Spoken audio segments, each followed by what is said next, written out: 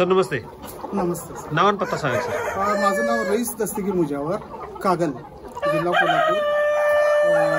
आपण जे कोंबड्याची शेड बघतोय साहेब, ही व्हरायटी कुठली होई? ही डीपी क्रॉस आहे सर. डीपी क्रॉस आहे. DP cross. बरं, ही आपला किती कोंबड्याचा शेड आहे? हे 3000 कोंबड्यांचं शेड आहे. शेड आहे. आता विक्री पण चालू आहे. विक्री चालू आहे. आता यातले किती शिल्लक राहिले? त्यात एक 800 माल शिल्लक आहे. 800 माल शिल्लक राहिले. 2200 विक्री केलेला आहे. 2200 विक्री. आपला तुम्ही ह्या व्यवसायातला अनुभव किती? आता ही माझी दुसरी बॅच. दुसरी बॅच. बरं, म्हणजे पहिल्या बॅचचे किती पिल्ले होते? पहिल्या बॅचला 3500 होते. 3500 होते. 3500. बरं, किती दिवसात म्हणजे पक्षी विक्रीसाठी तयार होतो? ते पहिली जी बॅच होती काहीतरी 80 दिवसापासून विक्रीला चालू केलं आम्ही. किती? 80 दिवसात विक्री चालू केली. बर,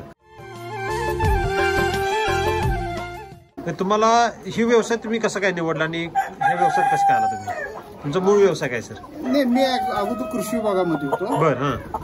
25 वर्ष सर्व्हिस झाली माझी. बर.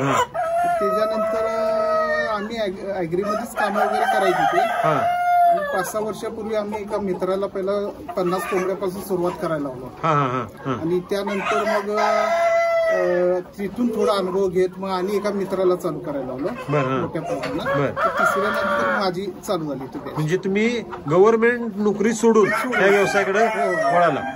सुरुवात तुम्ही म्हणजे करताना एसटी मिल्क चार्जरचा वापर केला होता का नाही? माझी पहिल्या बॅच पासूनच मिल्क चार्जरचं चालू केलं. बर. 20-25 दिवसानंतर मिल्क चार्जर चालू केलं. बर. कशा पद्धतीने वापरला आणि काय रिझल्ट आले जरा सविस्तर सांगा. त्यावेळेला काय छोटी होती त्यावेळेला थोड्या प्रमाणात, म्हणजे आता माझ्या सुरुवात कितीनं 200 ग्रॅम काहीतरी सुरुवातीला दिलं होतं. ते कशा पद्धतीने दिलं होतं? ते भिजत घालून पाण्याच्या कापडामध्ये पावडर पिऊन बार्डीमध्ये भिजत घालून 24 तास भिजत घालायचं. म्हणजे आज सकाळी घातलं की दुसऱ्या दिवशी सकाळी ते पिऊन घ्यायचं पूर्ण. त्यांना अर्क सगळा त्या पाण्यात उतरायचा, पूर्ण उतरायचा. बरं. त्यानंतर मग त्याचं पाण्यामध्ये रेशोमध्ये मिक्स करून भांड्यामध्ये आम्ही अर्धा लिटर पाणी ते टाकायचं. ते पाण्यात द्यायचं आणि ते राहिलेलं चोथा काय करायचं? खाद्यामध्ये थोडं जरा हडपायला देऊ नाही का नाही, खाद्यामध्ये मिक्स करून टाकायचं. ते सुरुवातीला 200 ग्रॅमने केलं 15व्या दिवसापासून. तिथनं पुढे कसं वाढ कशी केली मिल्कच्या? वाढ मी शेवटला जे आहे का नाही, म्हणजे पहिल्या बॅचचं सांगतो. शेवटला मी 600 ग्रॅम पर्यंत घेत होते पर डे. 600 ग्रॅम. किती पिल्ल्यासाठी? 3500 पिल्ल्यासाठी सुरुवात 200 ग्रॅम ते हायेस्ट 600 ग्रॅम पर्यंत आपण पर डे ला गेलो. तसं बघायला गेलो तर मिल्क चार्जर हे कमी प्रमाणातच वापरलं. तसं म्हणायला गेलं तर कमी प्रमाणात वापरलं तर रिझल्ट काय आले आणि बदल काय जाणवलं? नाही, काय झालं होतं सांगतो. त्या वर्षी म्हणजे एप्रिलच्या टायमिंगला हे विषय होता आमचं. ते बॅच पहिली बॅच एप्रिलला भरली होती. म्हणजे एप्रिलला एक माझ्या मते 55-60 दिवस झाले होते. आणि अचानक उन्हाचा तडाखा वाढला. आता कोल्हापूर जिल्हा म्हणलं की टेम्परेचर फुल एकदम. मागच्या वर्षी जादाच वाढला होता. ते बरं, किती टेम्परेचर होतं तरी पण? कधी 42 प्लस टेम्परेचर होतं. साहेब, ज्यावेळेला टेम्परेचर वाढतं त्यावेळेला कोंबड्यांची मर काय होती? मर वाढती. मर तर होते. तो हे वाढ तिची आहे का नाही, ग्रोथ तिची एकदम पूर्ण थांबते. तिथं लॉस होतोय. आम्हाला काय झालं, आठवडाभर तिची वाढ थांबली. त्यानंतर मग तिची परत वाढ चालू झाली.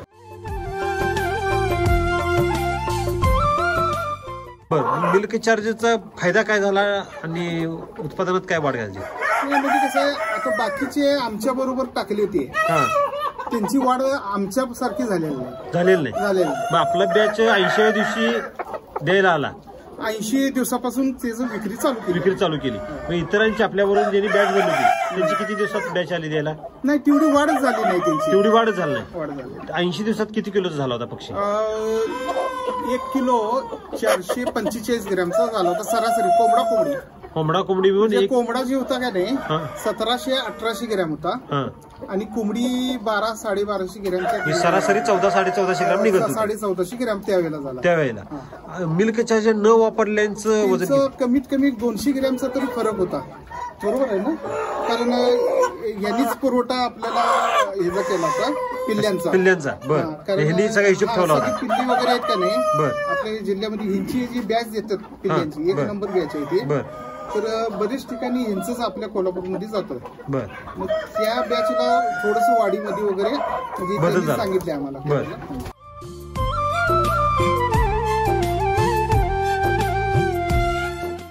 मिल्क चार्जर जे वापरलं, म्हणजे मिल्क चार्जरला टोटल बॅच मध्ये किती खर्च आला सर आपल्याला? 9,500 मला खर्च आला. टोटल एका बॅचला 80 दिवसासाठी खर्च आला. 9,500 रुपये खर्च आला. त्यातला फायदा किती पट झाला आणि खाद्यामध्ये काय बचत झाली?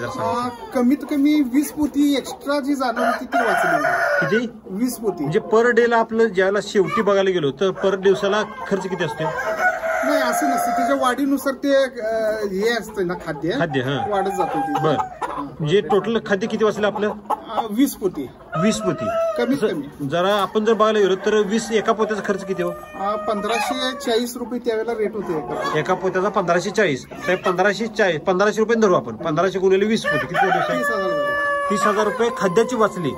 ती टोटल 80 दिवसाच्या पिरियड मध्ये. ते तुम्ही अभ्यास कसं काय, म्हणजे तुम्हाला कसं कळालं की 20 पोती वाचली? की बाकीचं आमच्या मित्राचं पण आहे ना, त्यांच्यात आपली पिल्ली तेवढीच होती. बर, 20 पोत्याचा म्हणजे खाद्य का वाचलं असावं साहेब? नाही, कसं आहे, मिल्क चार्जर मुळे काय जे खाल्ल्याला वगैरे, म्हणजे आमच्या अभ्यासातून जे बघितलं का, जे खातोय ज्या विष्टी वाटी जे निघून जातोय का नाही, म्हणजे जे खाद्य शरीराला लागायला पाहिजे, पचनक्रिया चांगली होती त्याची, आणि त्याच्या शरीराला लागतंय आणि थोडस खाद्य कमी खातोय आणि वजन जास्त वाढतंय.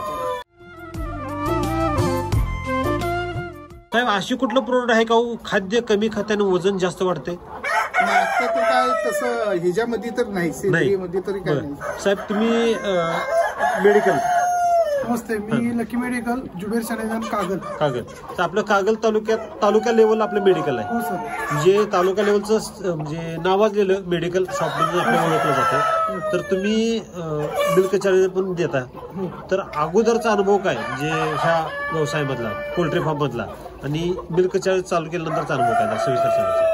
माझ्या मतानुसार मिल्क चार्जर च्यवनप्राश सारखं काम करते. पूर्ण आयुर्वेदिक आहे. वैदिक आहे? आयुर्वेदिक वेगळं सर. आयुर्वेदिक हा शब्द वेगळा आणि वैदिक हा वेगळा. वैदिक वापरू आपण शब्द. तर मी जवळपास आता 18 वर्ष झाली या व्यवसायात, आणि 17-18 वर्ष झाली मी पोल्ट्रीची औषधं, खाद्य, पक्षी हेही करतोय. बरं. आणि ज्यावेळी 2 वर्षापूर्वीपासून मिल्क चार्जर माझा आणि त्यांचा कंपनीचा संबंध आला, कॉन्टॅक्ट झाला, त्यानंतर आम्ही बऱ्याच फार्मांनाही रिकमेंड केलं. तर आता मुजर साहेबांनाही मी अशाच प्रकारे, ते एकदा मला मेडिसिनसाठी आले होते, त्यांनी हेच सांगितलं की आमचा असं 3,500 पक्षी आहे आणि यांचे एक दोस्त आहेत, मित्र आहेत, तेरी साहेब, ते दोघंही आले. तर त्यांना दोघांनाही मी ते दिलं.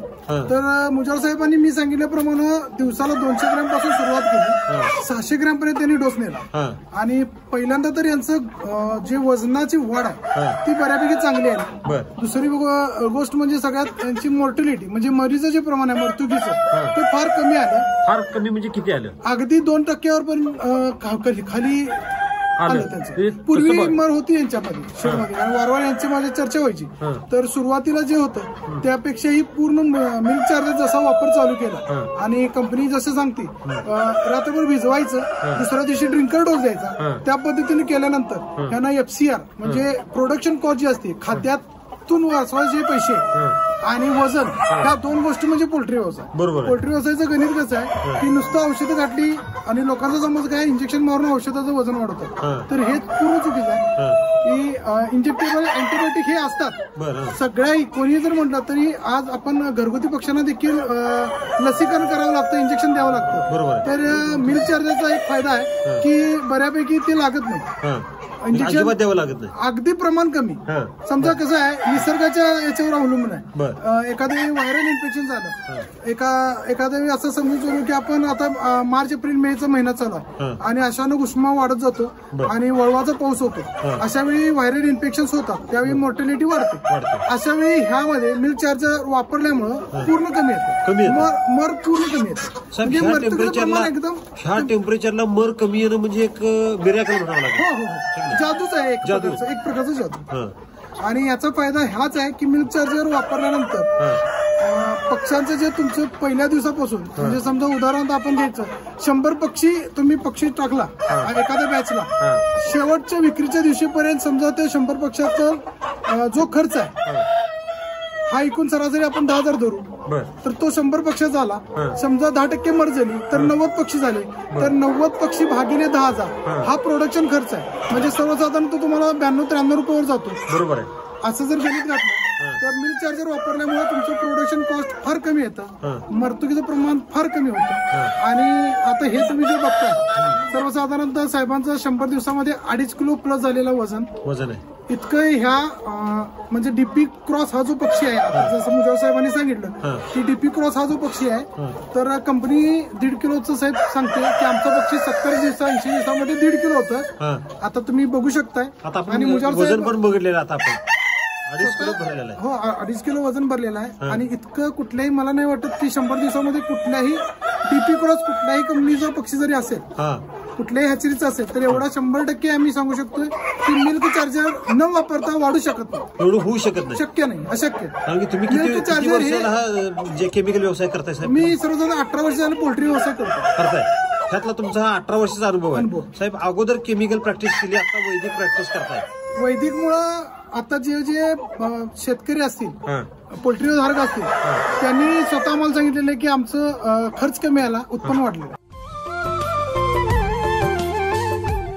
बऱ्यापैकी आपण बाहेर मार्केटची परिस्थिती बघतोय, पोल्ट्री फार्म म्हणलं तर नको रे बाबा म्हणायला लागले सगळे. असं का नाही, जर गायडन्स तुम्हाला जर प्रॉपर गावला, समजा आपल्याला एससीटी वैदिक सारखी जर कंपनी लावली तर सोनं 100% यातनं आपण छताखाली सोनं पिकवू शकतो. साहेब सोनं आहे, परंतु ते पारखण्याची गरज आहे. हो साहेब, त्याच्यासाठी मी म्हटलं की एससीटी वैदिक सारखी जर कंपनी आपल्या पाठीची असेल तर हे आपण बंदिस्त छताखाली देखील सोनं पिकवू शकतो.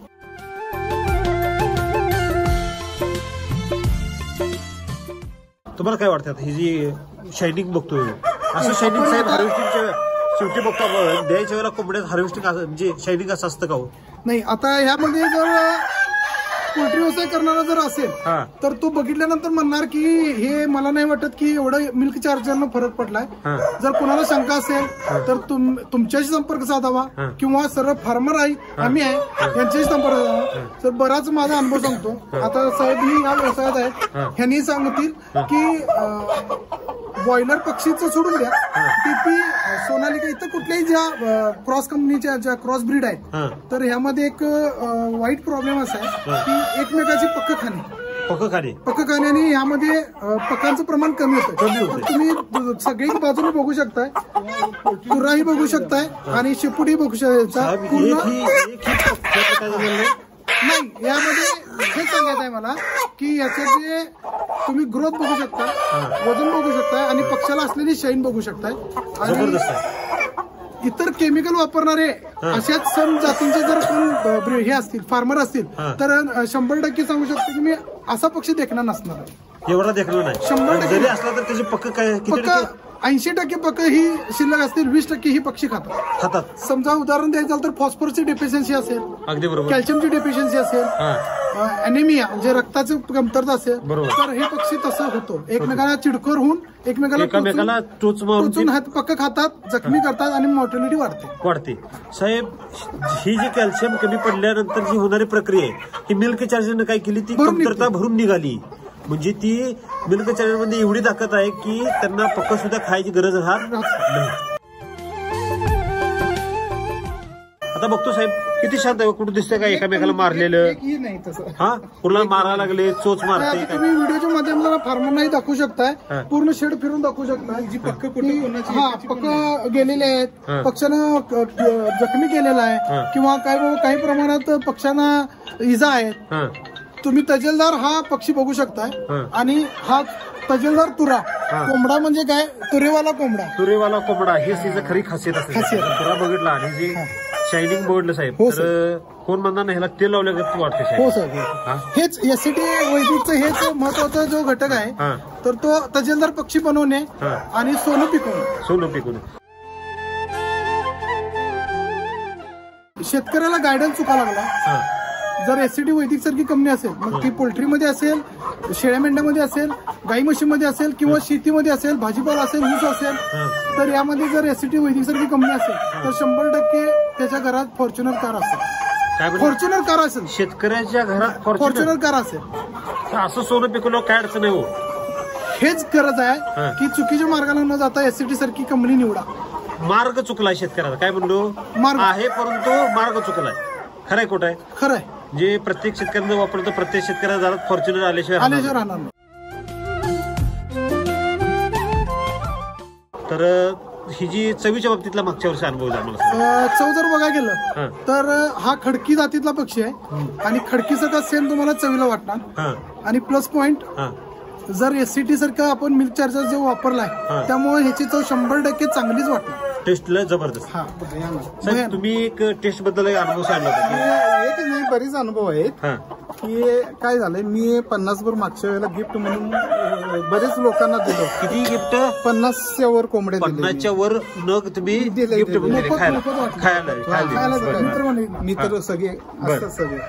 ते कुणाचं एकाचं पण घ्यायला नाही, ती मागणी परत ते नंतर पैसे देऊन घेऊन गेले. परत हो का, एकदा फुकट दिलेला माणूस कोण परत एकत न्यायला येत नसतो. त्यानंतर काही लोक आम्हाला कायम पाहिजे म्हणून लागले ते पाठीमागे. बरोबर. तर आता आमचे एक मंत्रीच आहे तिथं, तर त्यांची मुलगी जी होती ना, मंत्री साहेबांचे चिरंजीव, तिने एकदा त्यांना हे पाठवून दिलं होतं त्यांच्या मित्रांच्याकडेच. तर तिने ती टेस्ट केलं, पुन्हा अनेकदा मागून घेतले, परत मागून घेतले. आणि नंतर मग बॅच सगळी आमची संपली. नंतर मग त्या कुठं आहे म्हणून चालू. प्रतिक्रिया काय होती, त्यांनी तुम्हाला काय सांगितलं? त्यांनी काय म्हणले की आम्हाला हे कायम पाहिजेच म्हटले, कायमस्वरूपी पाहिजे, वाढवा भरपूर, तुम्हाला काय आणि काय हे असेल तरी, तुम्हाला काय अर्थ साहेब लागेल तर देतो, खरं तुम्ही हे थांबवू नका. त्यांना ही टेस्ट कळाली साहेब. ही टेस्ट साहेब मार्केटला बरेच शेड आहेत, बरेच ही पक्षी मिळत आहेत, तरी सुद्धा त्यांना हे का आवडलं असेल? काय वाटतं? नाही टेस्ट, कारण कसं आहे माहितीये काय, ते म्हणजे ह्याच्यामध्ये खाण्यामध्ये हे येते एकदम बदल, कुठलं दर्दी येते, दर्दी आहे की नाही साहेब? ही टेस्ट कोणाला कळते माहिती का? जे दर्दी असतात त्यांनाच कळते. आणि ती गावठीच खातात ते, बॉयलर वगैरे कधी नाही. हे आपलं खाल्ल्यानंतर त्यांना काय फरक वाटलं नाही, असं वेगळं पण काय जाणवलं नाही. म्हणजे डीएनए मध्ये चेंज करताय, राम सर जसं म्हणतात तसं ते बदल चवीमध्ये सुद्धा बदल होतो. तुम्ही एक मिल्क चार्जरचं जे पाणी होतं त्याचा अनुभव सांगा. दुसरी ही बॅच ज्यावेळेला आणलं का नाही मी, दुसरी बॅच पहिल्या दिवसापासूनच ते पिल्लांना चालू केलं तुम्ही मिल्क चार्जर. ते आमचे हे पुतणे आहे, ते घरीच एक बॉटल प्युअर मिल्क चार्जरचं लिक्विड करून बॉटल त्याच्या बॅगेत भरला होता. ती पाणीच आहे म्हणून मी ते काय झालं, हे जरा गरम करायला लागतो, ताण लागली ती जोरात. मग ते गडबडीत मी बोलता काय केलं, टोपण उघडलो, कमीत कमी 150 मिली मी पिलो ते मिल्क चार्जरचं ते द्रावण जे ह्याला आणलं होतं पाणी म्हणून मी ती पिलो ते पेला. नंतर म्हटलं आता मग जाऊन दे, म्हटलं काय नाही. 150 किती मिला पेला? जवळपास 150 मिलीच्या आसपास असं पेला. बर. आणि त्यानंतर माझं एक गुडघ्याचं काय होतं, ते आम्ही कृषी विभागाला होतो का नाही, आमचे खेळ वगैरे उडी मारताना जसे पाठीमागं पाय मुडतोय का नाही, तसं पुढे झालं होता माझा. असं जे होतोय हे असा झाला, उलटा झाला होता, उलटा. म्हणजे उलटा झाल्या साहेब काय होतं, आता 7-8 वर्षे ते मला त्रास भरपूर होत होतो, गुडघ्याचा त्रास होत होता. जरा पाय इकडे तिकडे केलं तर ते हे व्हायचं नाही, बघून ठेवायचं. आणि ती बंद झालं माझं त्रास बंद झाला. आणखी पूर्वी त्रास होत होता, भयानक त्रास व्हायचा आणि सांभाळून चालायचं. बरं, ते फक्त मिल्क चार्जरचं पाणी तुम्ही पेलं एकदाच पिलं होतं ते. आणि त्यानंतर तिसऱ्या दिवशी ती व्हॅनच्या दारामध्ये मी ते दार ढकला लागलो, तो मित्रानं पण ढकललं, एवढा टवका निघाला होता, बोटाला टवका निघाला होता. मला शुगर आहे, जखम माझी लवकर जरा बरं होत नाही. तिसऱ्या दिवशी आहे तसं झालं, ते बोट आहे तसं झालं. आणि तिसरी गोष्ट, हे जवळजवळ 1.5-2 महिने आहे का नाही, म्हणजे असं रक्त वर आले काय, असं एवढं लाल भडक सगळं हात वगैरे हातावर असं तेज आलं होतं म्हणा की, असं शरीरातलं रक्त सुद्धा वाढलं होतं आपल्या. साहेब ही तुम्ही फक्त एकदाच पेला तर एवढा बदल झाला. हार्ड डोस झाला ना ते. हार्ड नाही साहेब, तुम्हाला सगळा आंतरिक बदल झाला का नाही? करतात बदल, भयानक बदल झाला आहे की नाही? तुम्हाला त्यात फ्रेशपणा काय वाटलं? फ्रेशपणा वाटला. है की नाही?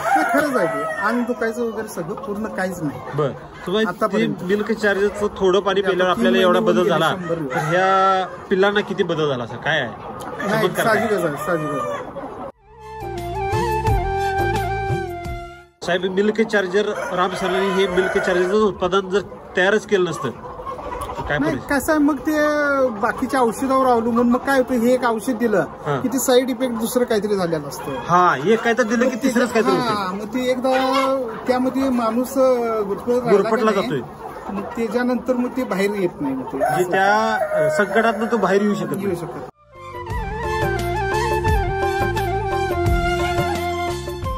साहेब, ह्याला जर बघायला तर मुख्य समस्या काय ह्या पोल्ट्री शेडला मुख्य समस्या काय?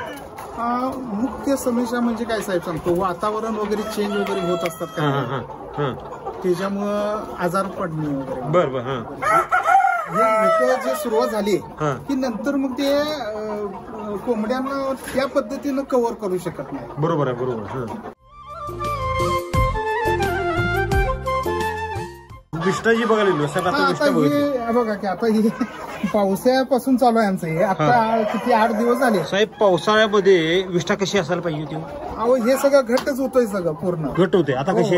हे बघा, हे आत्ताच टाकल्यासारखं कोंडा झालेला आहे.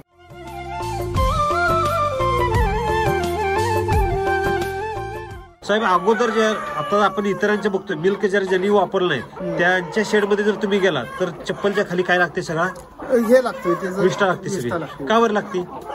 नाही, आता ते तर विष्ठा तर लागतेच. आणि वास आहे काय सांगा मला? वास नाही अजिबात. साहेब, कोंबड्याचा आवाज इतका आहे, परंतु माशी एकतर आहे का? हो, नाही. माशी का नाही? नाही. असा अभ्यास केला? तुम्हाला बाहेर गावाल बाहेर पण नाही साहेब, आता बाहेर आलेले मागच्या बॅचला बघितलं होतो का नाही, बाहेर माश्या होत्या, आत नव्हत्या. जिथे विष्ठा आहे तिथं माशी जास्त पाहिजे होती, तर तिथं माशी नाही. का बरं माशी नाही?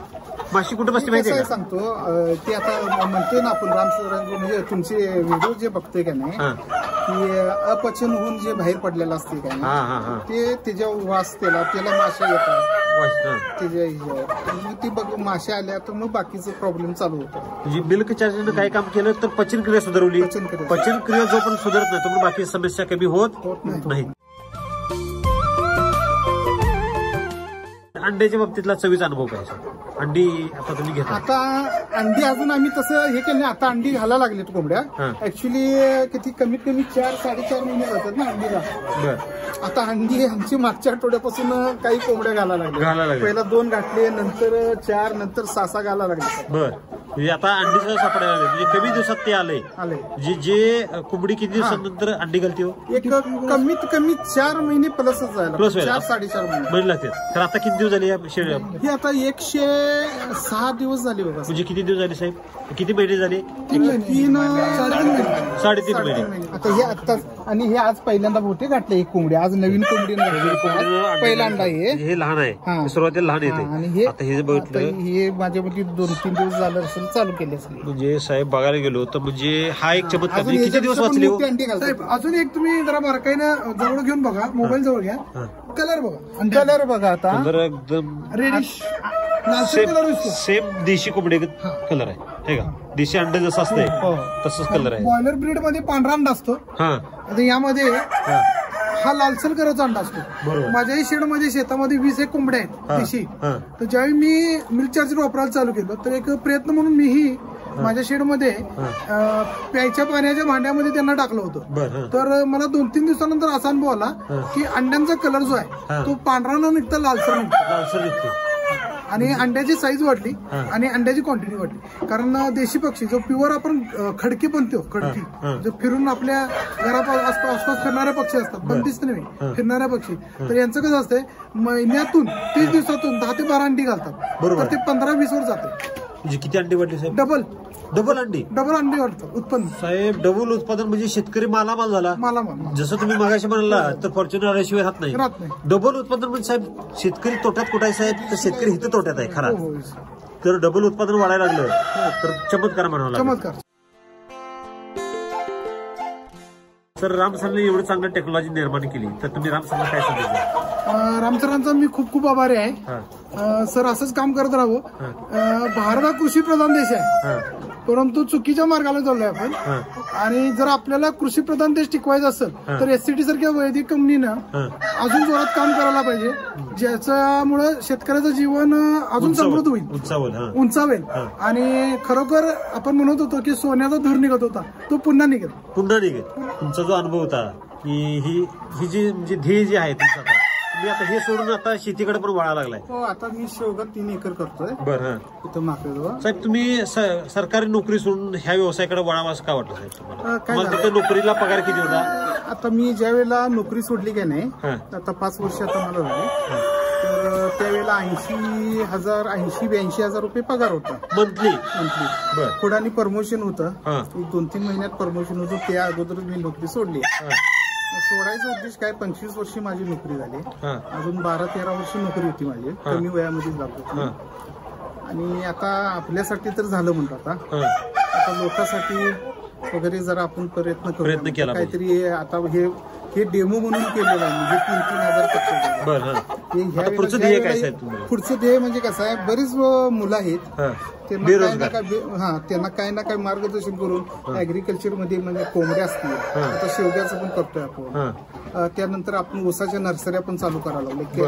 1-2-3 जणांना चालू जो आपल्याला फायदा होतोय त्यातून आपण काहीतरी रोजगार उपलब्ध करू. रोजगार म्हणजे त्यांना स्वतःना मालक करून आपण त्यांना मार्गदर्शन करायचं. अरे बापरे. मजूर आपल्याला पसंत नाही, त्यांना मालक म्हणूनच आपण यात उतरवायचं आणि त्यांना तुम्ही फक्त मार्गदर्शन. प्रत्येक तरुणाला उद्योजक व्हायचं ही साहेबांची इच्छा आहे. Okay, thank you. बेस्ट ऑफ लक. ध्येय असं दिसतंय त्यांच्या बोलण्यावर, असं ध्येय दिसतंय की प्रत्येक तरुणांना उद्योजक बनावं, भले ते कृषीतून असावं, भले ते पोल्ट्रीतून असावं. तुम्ही आतापर्यंत किती प्लॉट जे शेड फिरला असेल तुम्ही? भरपूर शेड फिरलाय.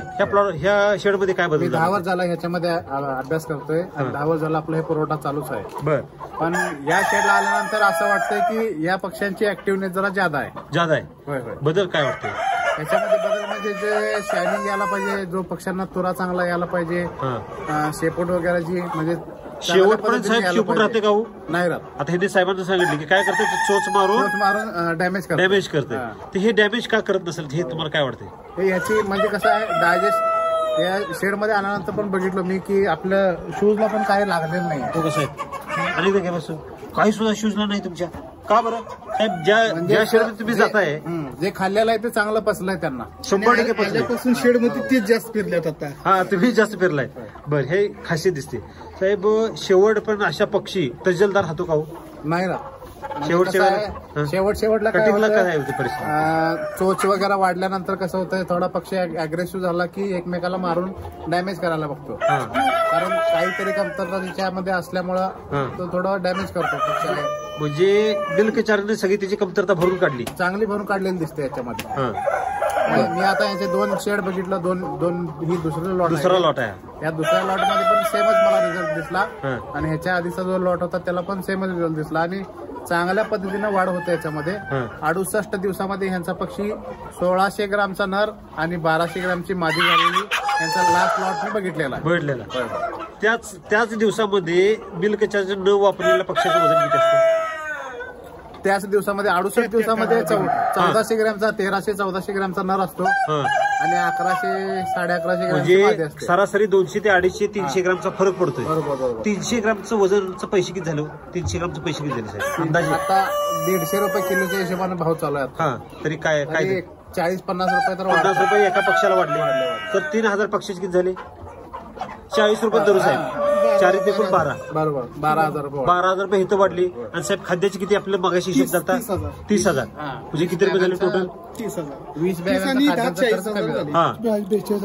टोटल 42,000 रुपये. खर्च किती करतात सरासरी ॲव्हरेज? आणि खर्च किती करतात साहेब? फक्त 9 ते 10,000 रुपये. 10,000 रुपये धरू साहेब. फायद्यात आहेत का तोट्यात आहेत? 100% फायदा. आणि बाकीचा त्रास कमी, मर झाली कमी, तुमचं खत सुद्धा काय झालं चांगलं झालं. हे जर सारासार विचार केला तर मिल्क चार्जर तुम्हाला कसं वाटतं सर? बेस्ट आहे, एकदम बेस्ट आहे.